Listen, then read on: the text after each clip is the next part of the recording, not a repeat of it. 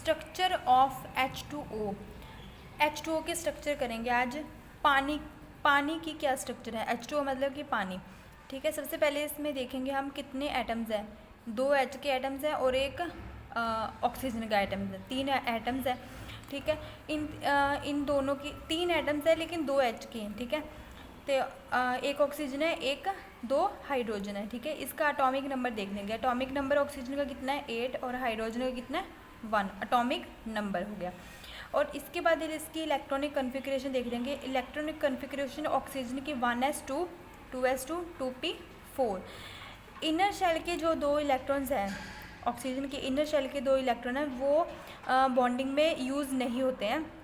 जो आउटर के 6 इलेक्ट्रॉन्स हैं वे यूज़ होंगे। ठीक है, और ये जो 2 इलेक्ट्रॉन्स हैं वे सिग्मा बॉन्ड बनाएंगे और जो ये 4 इलेक्ट्रॉन्स हैं ये लोन पेयर बनाएंगे। ठीक है, और ये हाइड्रोजन है, एक उसका एक इलेक्ट्रॉन है। ठीक है, इसकी इलेक्ट्रॉनिक कन्फिग्रेशन है -1। ठीक है, इसके बाद इसकी स्ट्रक्चर ऐसे ड्रॉ होगी। देखो, एक ऑक्सीजन का एटम, ये 2 ऑक्सीजन के एटम है, एक ऑक्सीजन का एटम एक हाइड्रोजन के साथ बॉन्ड बना लेगा सिग्मा बॉन्ड, और दूसरा ऑक्सीजन का एटम दूसरे हाइड्रोजन के साथ बॉन्ड बना लेगा और वो भी सिग्मा बॉन्ड। और जो 4 इलेक्ट्रॉन्स है वो पी के वो एज इट इज़ पड़े रह जाएंगे। उनको वैलेंस इलेक्ट्रॉन्स कहते हैं, जो मोस्टली पाई बॉन्ड बनाते हैं। लेकिन अभी यहाँ पे कोई फर्दर एटम है नहीं बॉन्ड बनाने के लिए, तो इसमें ये ऐसे लोन पेयर की तरह ही शो करेंगे, लोन पेयर की तरह शो करेंगे। ठीक है, structure of H2O। Structure of H2O पहले तो हम देख लेंगे शेप और स्ट्रक्चर के बीच में डिफरेंस क्या होता है। गाइस, ये है शेप के बीच में हम हमेशा एंगल बताते हैं कि कितना एंगल है, कौन सी रिपल्शंस है, बेंट एंगुलर है या डिस्टॉर्टेड टेट्राहेड्रल ज्योमेट्री है, कौन कौन सी रिपल्शंस हैं। ठीक है, ये होती है शेप। और स्ट्रक्चर के बीच में हम सिंपली बस ये बता देते हैं कि कैसे ड्रॉ होगी, कौन से बॉन्ड होंगे, सिग्मा होंगे या पाई होंगे, बस यही बताते हैं। ठीक है, तो ये होता है शेप और स्ट्रक्चर के बीच में डिफरेंस। अब हम करते हैं shape of H2O। Shape of H2O, सबसे पहले हम O को सेंटर के बीच में रख लेंगे, 2 हाइड्रोजन के बॉन्ड बनाए और 2 लोन पेयर बना लिए। ठीक है, अब ये देखिए इसकी शेप का नाम क्या है? शेप का नाम है बेंट और एंगुलर। अब ये बेंट और एंगुलर इसका नाम क्यों पड़ा वो हम देखेंगे। देखिए, जो सिंपली होता है ये दो हाइड्रोजन और ऑक्सीजन के बीच में 2 बॉन्ड है, जो इनके बीच का जो एंगल होता है वो 109.5 डिग्री होता है, 109.5।